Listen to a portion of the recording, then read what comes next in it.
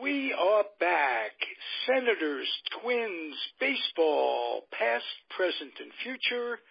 I'm Ralph Tyko. I have two co-hosts. One is on his way, Ron Rabinowitz. George Case III is not here today, but I have a guest, and this is very special for me.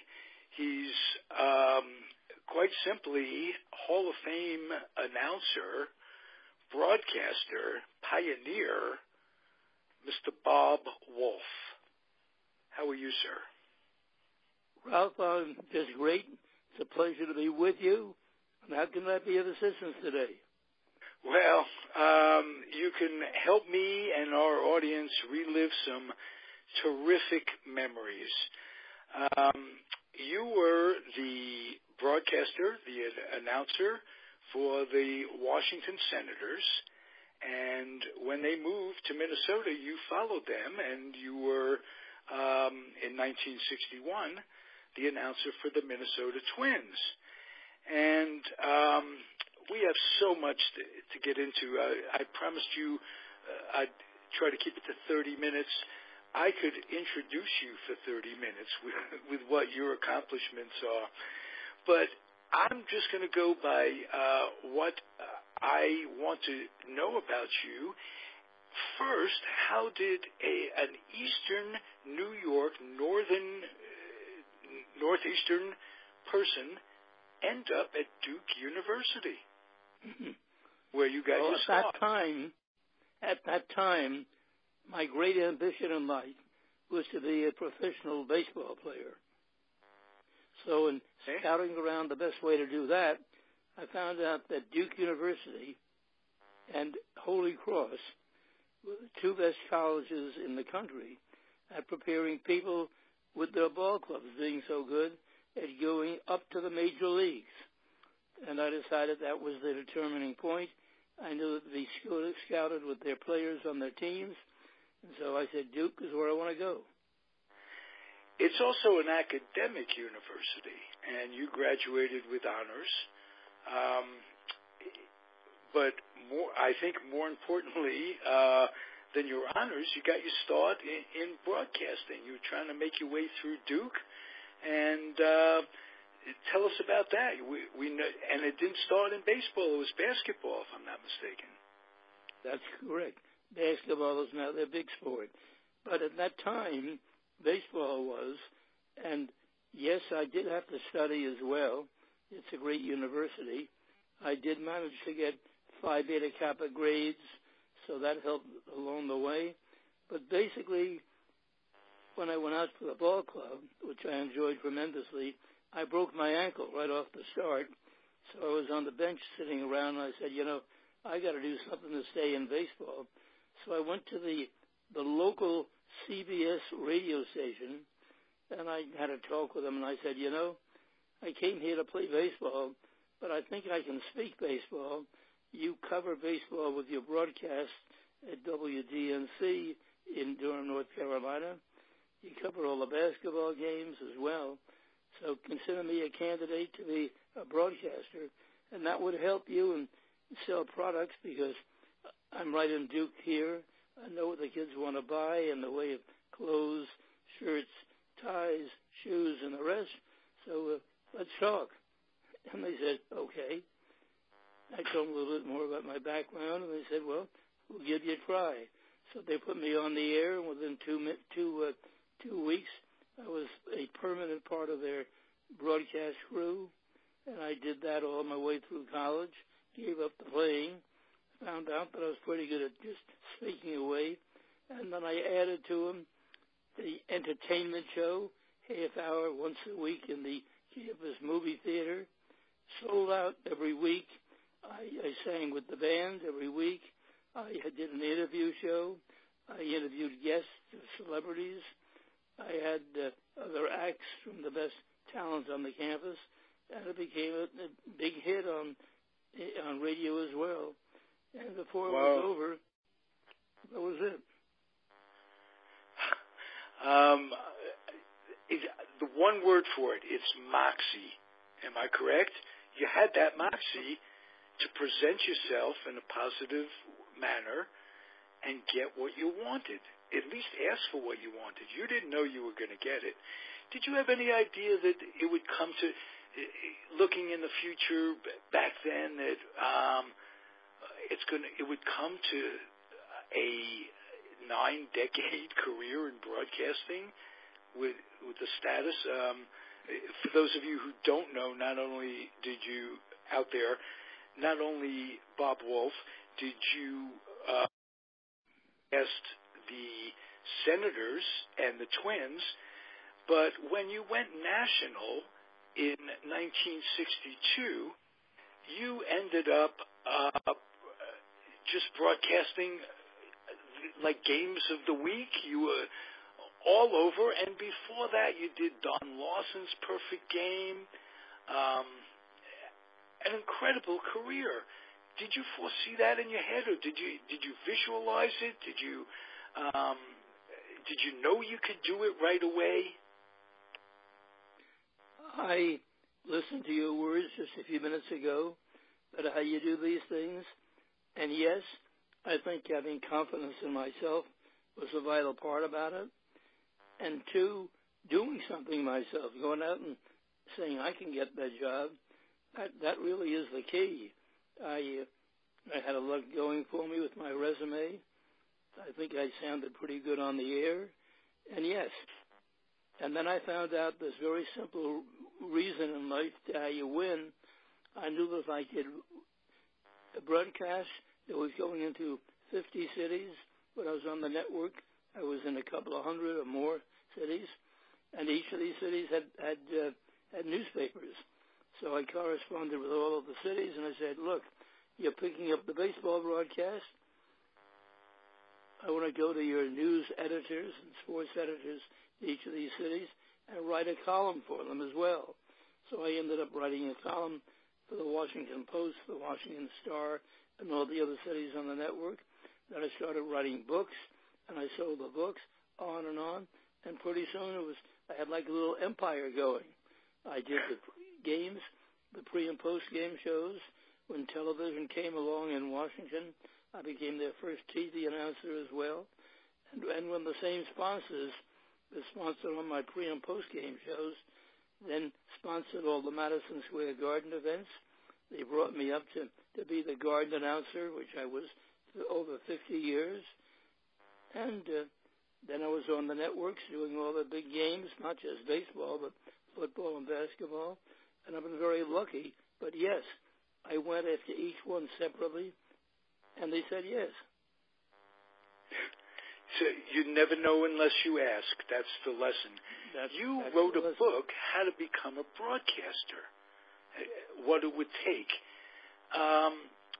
If I were a young kid, and I'm not, that book, what would you tell a young person today? Because I know even between the time you wrote the book and now, things have changed. But would the same tenets apply in your book? And what were some of them that you passed on to your son, who himself is a former professional baseball player, a coach, and now a radio talk personality on, I think it's WFAN, if I remember correctly, himself. Right. What were some of those things that you passed on to him that, obviously from the book, or which came first, the chicken or the egg, but what would you say to pass on to a young person today? Well, the first thing... to ask more concise questions, I'm sure. Well, the first thing I have to tell them, understand the business, radio and television. Most people say you have to have a beautiful voice to begin with. And at the beginning, I had a much better voice than I have right now, being 96 years of age. But basically, more important than a good voice is having something interesting to say.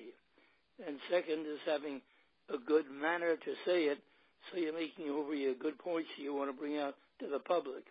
If you hold the audience and having something interesting to depart in the way of communication, right away you're ahead of the game. And two, if you have a little difference in the way you do it, that's even better, because it's not how you sound. It basically is how many people want to tune in to see what you have on the air. And that's the key to being a good broadcaster. Thank you. That's wonderful. Would you tell me some stories of opening days in Washington?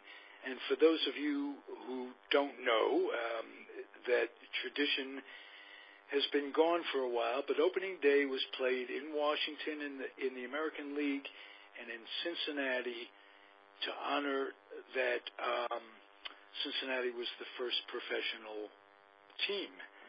And that tradition is gone, but wasn't gone was in this heyday when you announced for the Senators.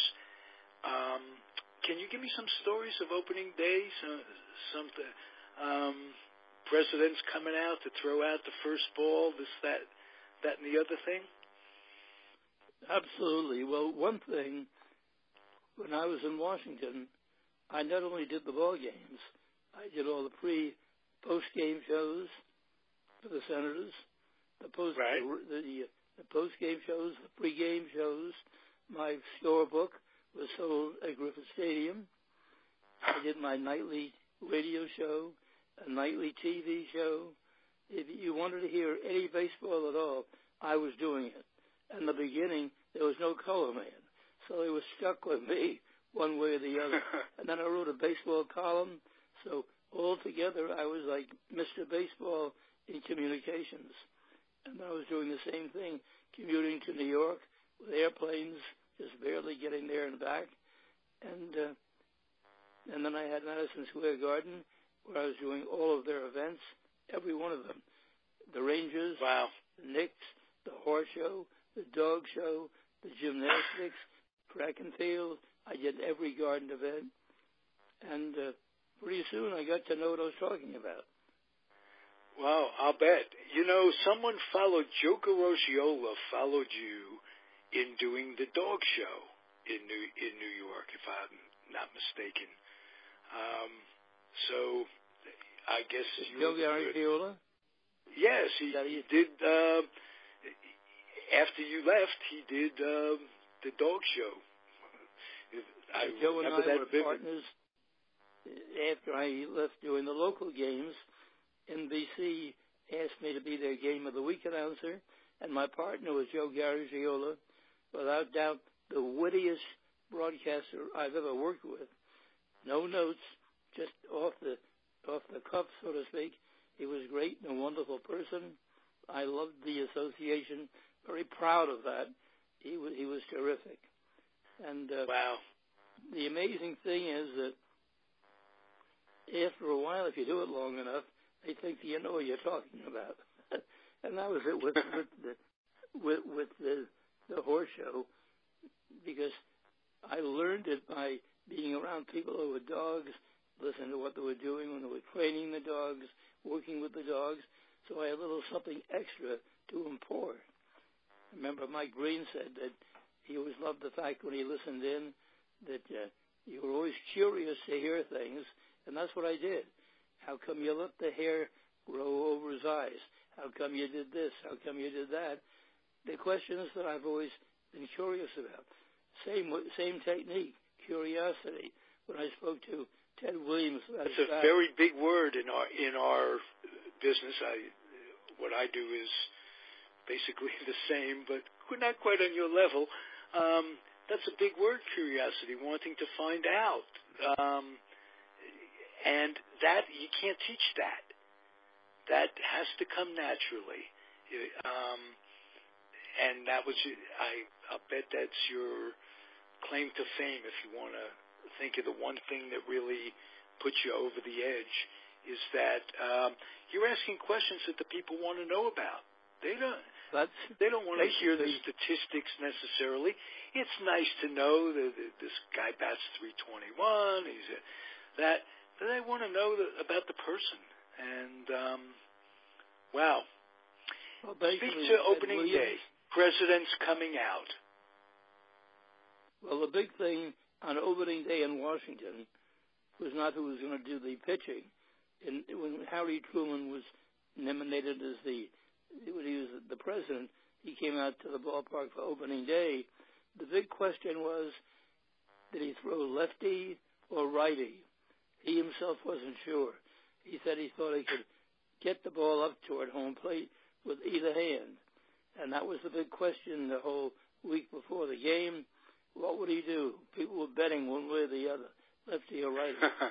So he confused all of them. All the players were waiting at home plate to try to catch the opening pitch. He threw one lefty. They asked for the ball, and he threw one righty. So that's how he made a solution to that problem. And it got there, too, huh? And it got there, too. And there was a big scramble for who'd get it. They were worried that somebody got spiked or something, but he pitched it, and the game went on. But opening day was always a big social event. Did Harry Truman actually write a note to the senators when Richard Nixon was going to throw out the ball, warning them that he may be throwing a curveball? No, but it sounds like a good idea. I think I heard that he wrote them a note, and I don't remember if it was an interview or what, but it's a fair warning, you might suspect. Did you get to interact with any of the presidents? Basically, I not only got them to interact, but they were calling me during the week 2 or 3 times a week, asking about who's going to pitch, what would you look for in the game today. Most of them kept score from what I was saying on the air. In the case of Harry Truman, when he left the presidency and he was back home living in Kansas City, I called him on the telephone and I said, Mr. Truman, or maybe Mr. President, I said, when you were in Washington, I always spoke to you on opening day, but I never had a chance all the years you were there just sit and talk with you as a person. So I said, I'd love to come out when I'm doing the games there in Kansas City and just visit with you. He said, come ahead. So he came out with the cameraman. I interviewed him for a couple of hours. We just had a great time together, and that was one of the interviews I played on the air. But the guy who was really a baseball fan was President Nixon. He sent me his all-star team, which I used on the air. Then every 2 or 3 times a week, he'd ask me baseball questions. When his presidency was over, we kept our friendship. When he had a big party or I had one, I'd invite him. We'd enjoy our time together. And after he left the presidency for good with no politics, he'd still call me. I'd love to come to a Ranger game with you or a Knick game. Oh, wow. Wow. And for one time, I grew up in New York, and I was a big Knick and Ranger fan. We're going to save that for another time. You were the announcer at Madison Square Garden. I hope someday you'll come back and bless us again. But just thinking about that, what would have it been for you without sports? If it wasn't sports, what would have been your passion, and where would have your career gone? Ralph, let me tell you, you asked just the question I'd hope you'd ask. So you must be a curious guy. I am a curious guy. Here's the answer. When I first started out, at 10 years old, I was on most of the big radio shows in New York as the child prodigy for entertainment. I played the ukulele. My sister was 5. She harmonized with me. We were all on the big radio shows. They then had radio shows in every big station where they chose winners and so forth. And that was part of New York's entertainment scene. But I did it. I was an entertainer well known at that age. And so when I went to Duke University, I sang with the band. Then I played the ukulele. Then I took the campus musicians. I interviewed them. I sang with a band on the variety show that I put on the CBS station. I wrote the show, organized the show, sold it to radio. That was the big thing that I did. I filled the auditorium that they use for movies. I get half of the take by selling out the auditorium. And I was known as an entertainer before I started doing sportscasting. And when I started doing baseball, entertainment was what I did. I tried to make the shows different. I interviewed guests. I did quiz shows. I worked in all the humor that I could. And that's why I love to work with Caragiola, because we were like a twosome, trying to keep the thing going lively. But I felt that entertainment, when you're on the air 5 hours, 4 hours a day, has to be a vital part about it. So I made the shows as much fun as possible, and I think that's why I'm still going at age 96. I work for the entertainment as well as the sport. And you have a new project at 96, which we always look into the future in the show, and there's no reason not to with you. 96 is a state of mind. You're as lucid as ever. It's wonderful me talking to you from this. I'm 70 and I need inspiration to get old without being elderly, or become elderly without being old. You keep your hand in. Tell me about the project you have going now. Well, I seem to be getting a lot of owners and who are getting awards, mostly because they're the only ones still living to get them. But I've been very lucky. I'm in the Baseball Hall of Fame broadcast wing. I'm in the Basketball Hall of Fame broadcast wing. I've done 41 different sports, men and women, girls and boys. I still, right now, for the last 40 years, I've been doing my sports editorials every week. We seem to go over pretty well. But I've noticed that in recent years that the guys who do something different are the ones that become the stars. You'll notice, for example, in baseball, that the stars of the shows are the guys who are doing the editorial type stuff, giving the opinions. You'll notice in football, the guys who are getting the biggest accolades are the guys who are giving their opinions, particularly those with strong opinions. And you can have a different voice, like a Chris Russo. You can have a different manner and style where you can yell or scream and whatnot. Just make it different. You don't have to be good. You have to be recognized. Recognition is the key, because recognition gets people listening to you. And if they listen to you, you bring in sponsors, so everybody's happy. Right. It's a circle. It goes around. And that begets more money, because sponsorship means advertising and everything. I think the biggest stories of all. Enamored. Go ahead. I was going to say the biggest star out of all on TV and radio for many years was Howard Cosell, because he won 2 awards, the best liked and the most disliked. Put it all together. Right, but everybody listened. That's right. Everybody listened. Howard was a character. Did you know him well? Very well. We had desks side by side when I worked for ABC. I was the ABC guy that did all the scores. And he did the pregame and the postgame for the early Mets with Ralph Branco. That's around right. The time, those ABC days. He used to make a big deal on the air about how Casey Stengel fell asleep in the dugout all the time. He was very critical. He and Jackie Robinson both were very critical of Casey Stengel.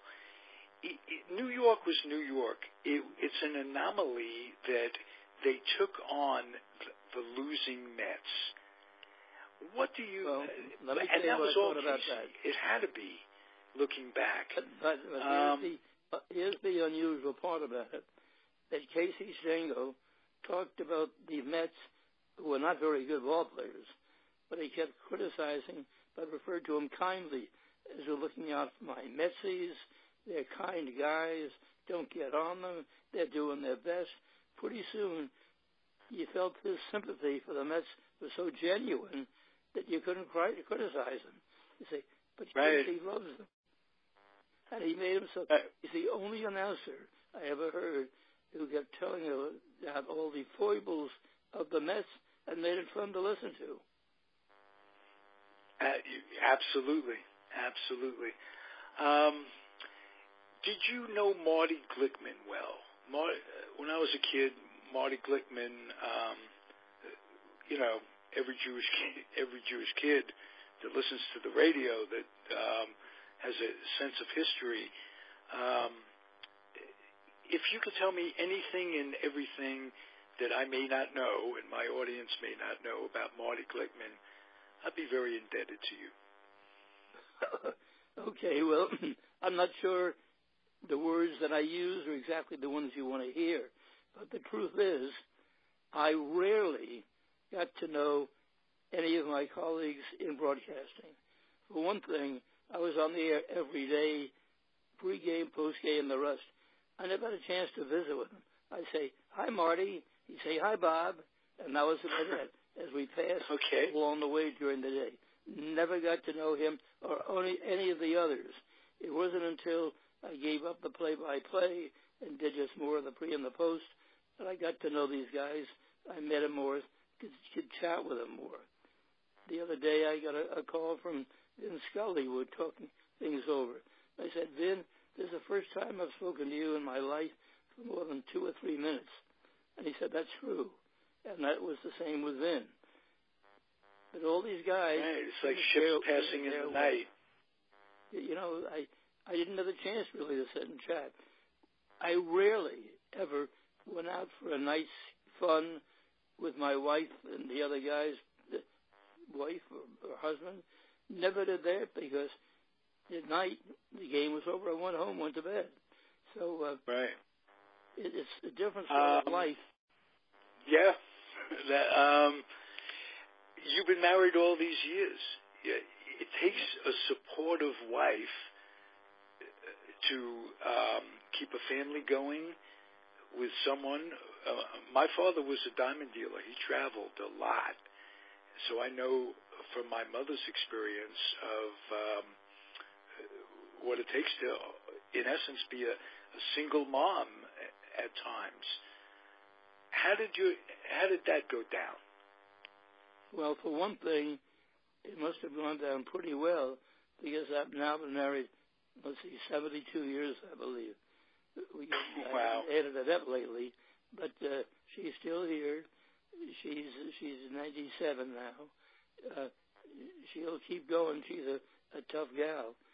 And basically, if you come in to visit me at my home, and maybe someday I hope you will, you'll see pictures all over the home, all of them with family members.